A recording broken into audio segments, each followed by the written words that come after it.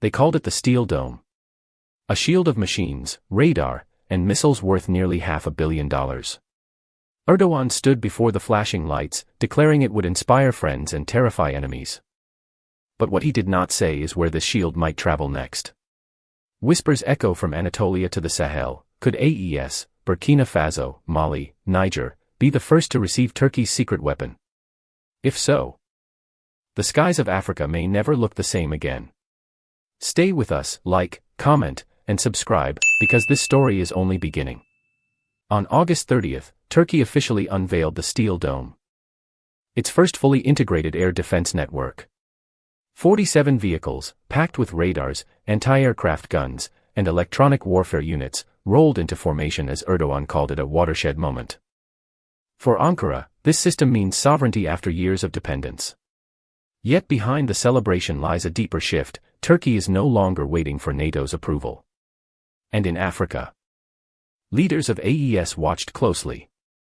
If Ankara dares to defy Washington and Paris, then Ouagadougou, Bamako, and Niamey may dare to dream of the same skies, shields raised, free from foreign command. The Steel Dome was not born in triumph. It was born in rejection. In 2019, the United States struck Ankara from the F-35 program, a decision that stunned many but surprised few. Turkey had chosen sovereignty, buying the Russian S-400 system, and Washington responded with punishment. Billions of dollars were wasted, trust evaporated, and NATO's unity cracked. Overnight, Turkey was treated like an outsider at its own family dinner. But instead of folding, Ankara rebelled. Factories that once assembled parts for American jets turned to building Bayraktar drones. Engineers worked day and night, chasing a dream of self-reliance. The world scoffed at first, but soon the Bayraktar TB2 was rewriting wars in Ukraine, Libya, and Nagorno-Karabakh. Turkey had been excluded, yet it rose. Out of that defiance now comes the Steel Dome, a system of radars, short and medium-range missiles, and AI-powered command networks. Not an import. Not a rental. But their own. And it is here that a quiet echo begins to travel, not through NATO halls, but across the Sahara's winds. In West Africa, the AES alliance, Burkina Faso, Mali, Niger, has lived through its own exile. These are nations that broke with Paris, nations sanctioned by ECOWAS, nations told they were too weak to survive alone. They too were cast out. Borders closed, trade strangled, and yet they endured. Soldiers in dusty boots stood before colonial legacies and said no more. For Turkey, rejection birthed innovation. For AES, rejection birthed unity. Two very different regions, but bound by the same question: who will protect our skies if not ourselves? And so, speculation begins. Could the Steel Dome, still untested in real battle, find its first frontier not above Anatolia, but above the Sahel? The thought is whispered in think tanks, in cafes, in corridors of power. AES faces drone attacks almost daily, smuggling routes that pour missiles across desert borders, and air raids from unseen enemies. If any region on Earth needs a dome of steel, it is here. But nothing is certain. Ankara has not announced such a deal. No official statement ties the Steel Dome to Africa. Still, the logic is undeniable. Turkey needs to prove its shield in real conditions. AES needs protection no one else will give. Like two wanderers in the wilderness, their paths may yet cross. Imagine Niamey, Bamako, Ouagadougou lit at night not only by lanterns and headlights, but by the scanning beams of Turkish radars. Imagine AES soldiers, once trained with Kalashnikovs, now monitoring AI terminals, commanding interceptors against hostile drones. For some, it is fantasy. For others, it is tomorrow's headline. And this is where the tension lies. Will Ankara risk sending its untested shield into Africa's storms? Will AES trust technology not yet hardened by war? If they do, the Sahel could become the proving ground of the Steel Dome, the place where Ankara's gamble meets Africa's defiance.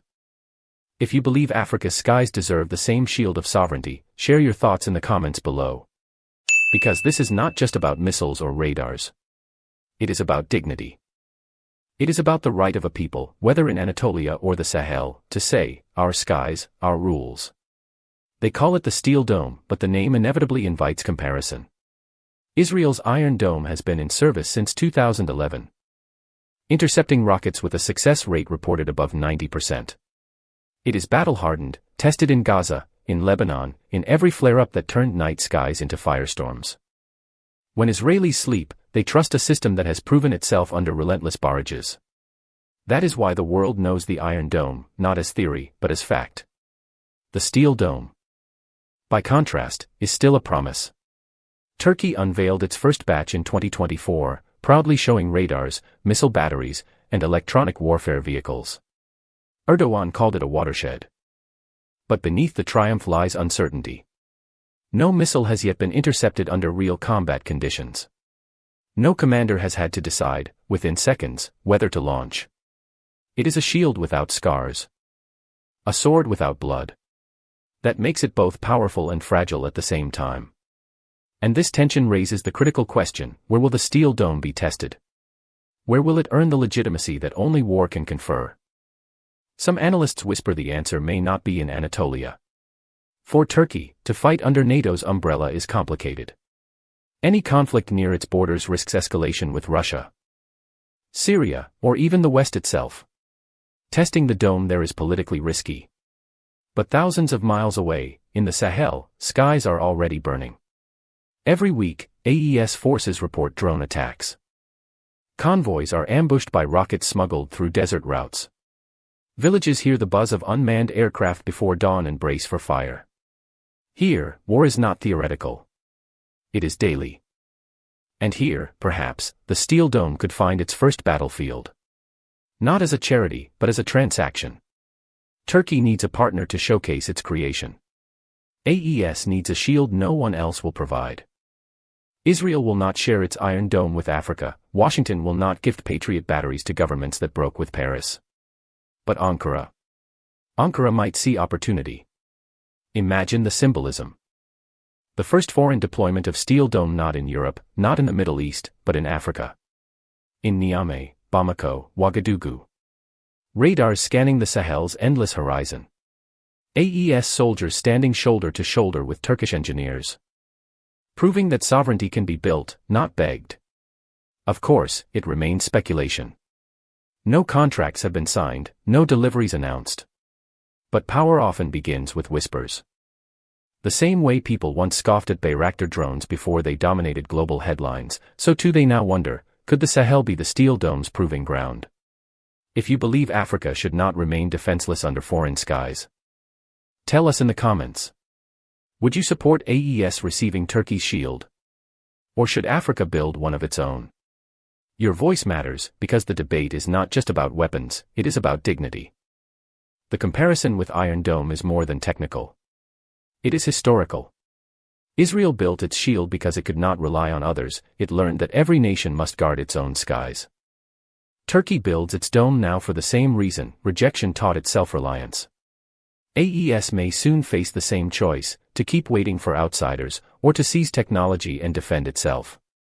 From Tel Aviv to Ankara, and perhaps one day to Bamako, the story is the same: a people who refuse to live under borrowed protection. And in that, there is a deeper philosophy. Steel Dome versus Iron Dome is not just East versus West, not just Turkey versus Israel. It is a story about sovereignty in the age of missiles and drones. A story that asks, who owns the sky? If the whispers prove true, if AES were to receive Turkey's Steel Dome, it would be more than a weapons deal. It would be a geopolitical earthquake. For decades, the skies over the Sahel were patrolled by foreign jets. French Mirage fighters, American drones, UN helicopters, all symbols of a sovereignty never truly owned. For decades, Sahelian nations were told they could not survive without external guardians. But the moment Turkish radars light up over Bamako, over Niamey, over Ouagadougou, the message would change forever: Africa can guard its own skies. And that message would ripple outward. Paris would see its old colonies erecting shields without French approval. Washington would realize sanctions could not isolate those who forge new alliances. Brussels would sense that Africa was slipping beyond the EU's shadow. A single deployment could shift perceptions as powerfully as any battlefield victory. This is the heart of the matter. Steel Dome is not just metal and circuits. It is narrative. It tells a story that rejection breeds independence, that abandonment breeds unity. Just as Turkey turned exclusion into innovation, AES could turn isolation into strength. But the risks are real. The system is untested. AES would be staking its defense on a weapon yet to prove itself in war. Enemies would adapt quickly, probing, testing, searching for weaknesses. If the dome fails in Africa, the humiliation would be double for Ankara, whose reputation is on the line, and for AES, who trusted too soon. Still, there is another risk: to do nothing. To remain exposed under skies where foreign drones circle like vultures. For AES, every village struck, every convoy destroyed, every funeral held in silence is a reminder that sovereignty without protection is fragile. The gamble is not whether to risk with Turkey. The gamble is whether to risk without anyone at all. And so we reach the deeper meaning. This is not merely about AES buying a defense system. It is about rewriting the map of trust.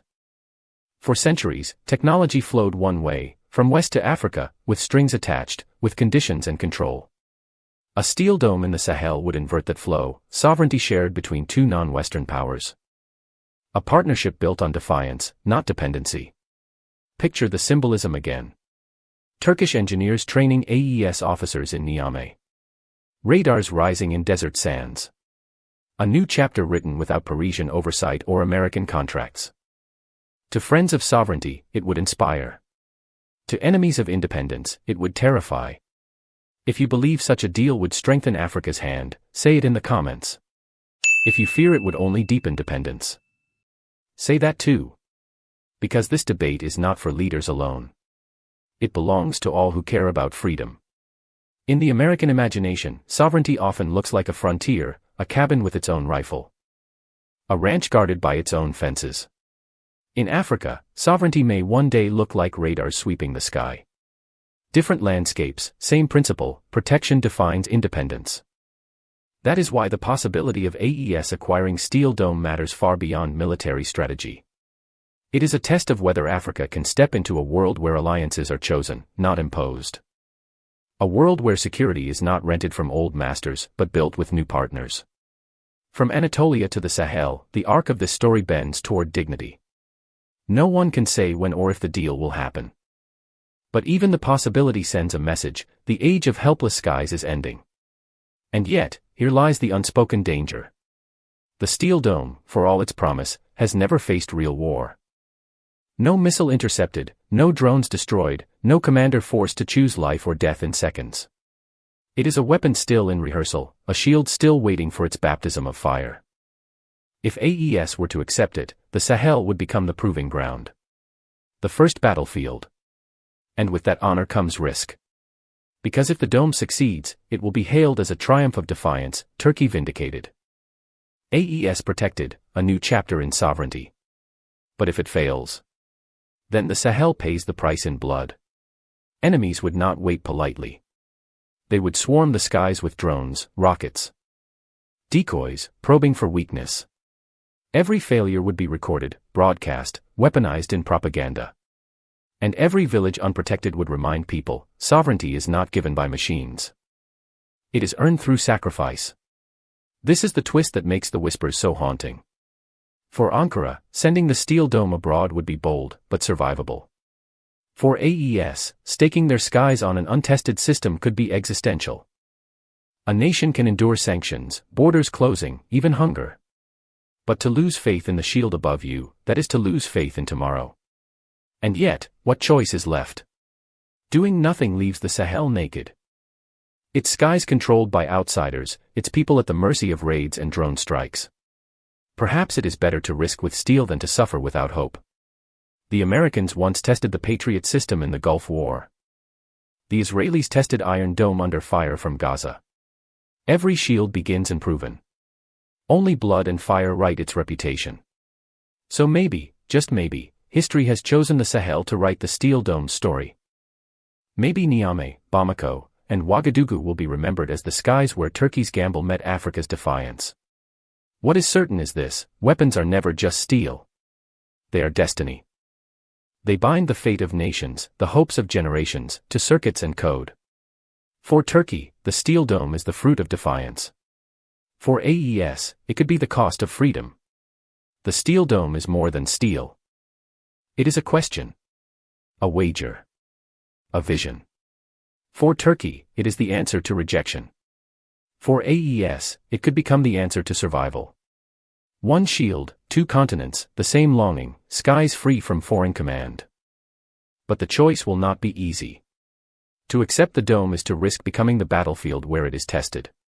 To reject it is to remain exposed, naked under the wings of predators. Both paths demand courage. Both paths demand sacrifice. And this is where history waits. In Ankara, in Ouagadougou, in Bamako, in Niamey, decisions will be made that shape the fate of generations. Not just about missiles, not just about radars, but about sovereignty itself. If this vision stirs something in your heart, do not stay silent. Like this video, leave your thoughts in the comments. And subscribe to join a community that refuses to kneel.